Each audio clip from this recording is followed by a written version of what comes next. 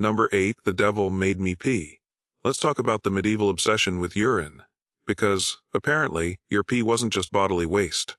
It was a roadmap to your moral decay. Physicians, again, using the term loosely, would examine the color, smell, taste, yes, taste, of your pee to diagnose everything from demon possession to witchcraft.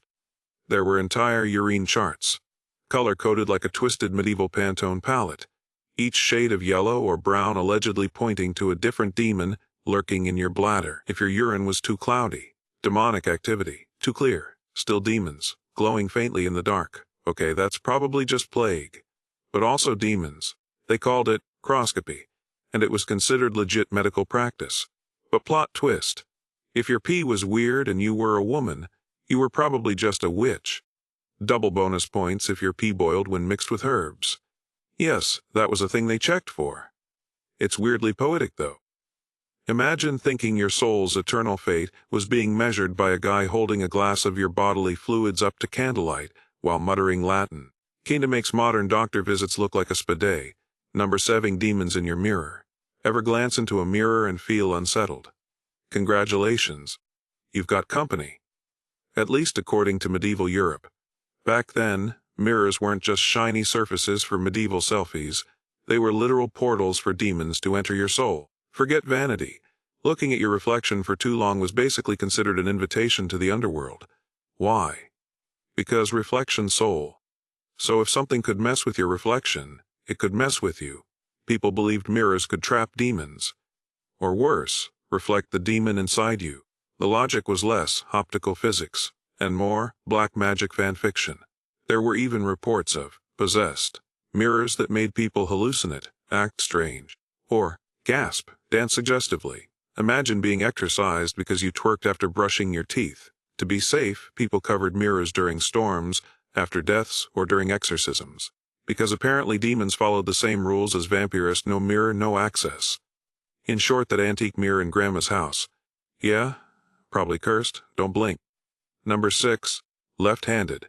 Definitely satanic. Ah yes, the ultimate medieval red flag, being left-handed. If you were born with a dominant left hand in the Middle Ages, congrats.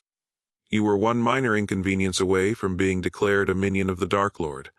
The Latin word for left is sinister, and medieval folks took that very literally. Left-handedness was seen as a sign of demonic influence, moral corruption, or general sketchiness. You could be the most wholesome person in the village, but if you stirred your soup with wrong hand, you'd still be side-eyed by the priest and half the town. Some kids were literally beaten into using their right hand. For their soul's safety. And it wasn't just daily life. Court proceedings, church ceremonies, even nightly duels were stacked against lefties. You could lose your case or your head just because your sword grip made people uncomfortable. Today, we call it hand dominance. Back then, it was basically a one-way ticket to an exorcism, or at the very least a deeply awkward dinner party. Moral of the story: medieval people feared ambidexterity almost as much as they feared actual demons. If you were left-handed and sneezed too often, forget it. Straight to the monastery. If you enjoyed this video, please give it a like and consider subscribing to my channel. It means a lot to me. Number 5, dancing plagues and demon raves. Now buckle up for one of the weirdest mass hysterias in history: the medieval dancing plagues. Picture this. Entire crowds of people suddenly dancing in the streets for hours, sometimes days, unable to stop. No music, no DJs, just relentless flailing. Sounds like a TikTok trend gone wrong, right? Nope. This actually happened. Multiple times. The most famous case when 1518 in Strasbourg. A woman started dancing in the street for no reason. Then a few more joined in. Then dozens. By the end of the week, over 400 people were wildly boogieing in the summer heat, some dropping dead from exhaustion or heart attacks. So how did people explain it? Demon possession, obviously. Or cursed air. Or a vengeful saint. Doctors told people to just keep dancing to sweat the evil out. Imagine being so medically clueless that your treatment is basically more of the problem. Modern theories suggest it was mass psychogenic illness, like a stress-fueled group hallucination. But back then, if you moonwalked into church mid-sermon, they didn't send you to therapy. They brought a priest and some holy water, maybe a tambourine if you were lucky. Number 4, yawning demon portal. Let's talk about yawning. Yes, Yawning. That thing you do when you're tired, bored, or pretending to listen during Zoom meetings. In medieval times, it was way more serious. People believed that every yawn cracked your soul wide open and practically invited a demon to stroll right in. That's why folks would cross themselves immediately after yawning. Or, if they were extra paranoid, they'd mutter a prayer, clutch a charm, or shove herbs in their mouths like human potpourri. It was less polite gesture, and more emergency spiritual lockdown. The logic. Since a yawn is an involuntary act 10 and therefore not your fault, it must be the devil's way of exploiting your laziness. So that tired yawn after a long day. Yeah. Probably Satan auditioning for your soul. And don't even think about someone else yawning near you. That was double trouble. Because what if their demon hopped into you? Like spiritual second dew in smoke. Social etiquette wasn't about elbows on the table. It was about dodging airborne demons with every inhale. So next time someone says your yawn is contagious, just be thankful it's not. Demonic infestation, levels of contagious. Number 3. Hairy birthmarks of the beast. If you were born with a weird mole, freckle, or, heaven forbid, a hairy birthmark, medieval society had a fun little label for that. Witch's mark. Not unique skin feature. Not beauty spot. No, it was obviously the physical brand of Satan himself. Because skincare was for heretics.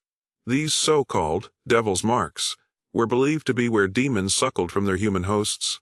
Yes, you read that correctly. They thought demons breathed off witches through their skin.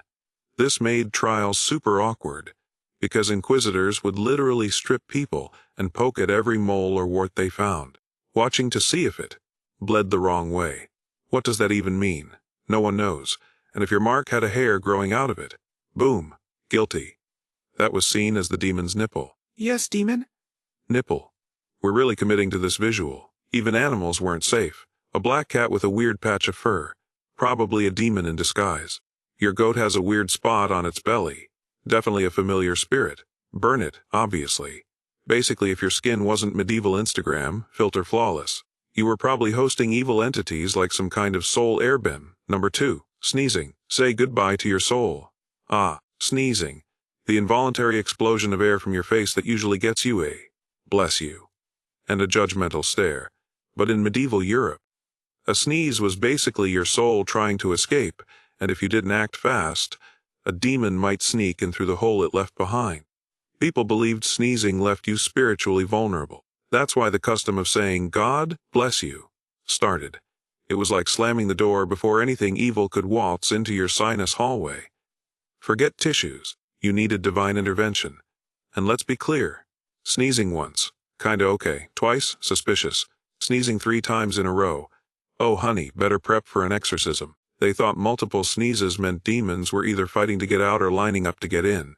Either way, bad news. Some communities even had rituals. Chants, crosses, clapping, or aggressively shaking herbs in your face to confuse the spirit. Nothing says, love like your aunt pelting you with thyme because you sneezed during Mass. In short, if you had allergies in the Middle Ages, you were either possessed or on a first-name basis with every village priest. Zyrtec would have been considered witchcraft. Number 1. The demon off forgetting stuff. Ever walk into a room and immediately forget why? Congrats. You're not just forgetful, you're haunted. At least, according to medieval monks, who thought memory lapses were the result of spiritus oblivionis, a literal demon of forgetting. That's right. A whole demon dedicated to making you forget why you opened the pantry. Imagine blaming Beelzebub because you couldn't remember your neighbor's name. Kinda iconic. This forgetfulness demon was believed to target monks and scholars the most. People who had to memorize long texts or perform rituals.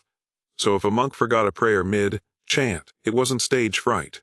It was spiritual sabotage, which is honestly a great excuse for bombing your finals.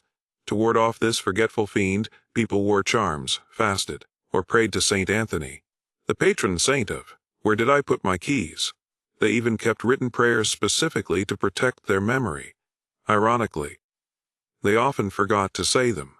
So the next time you leave the stove on or forget your password for the 12th time this week, just tell everyone you're under attack by a memory demon. Way more fun than admitting you're just distracted. That's all for today. I'll be making similar videos in the future. Subscribe to see them.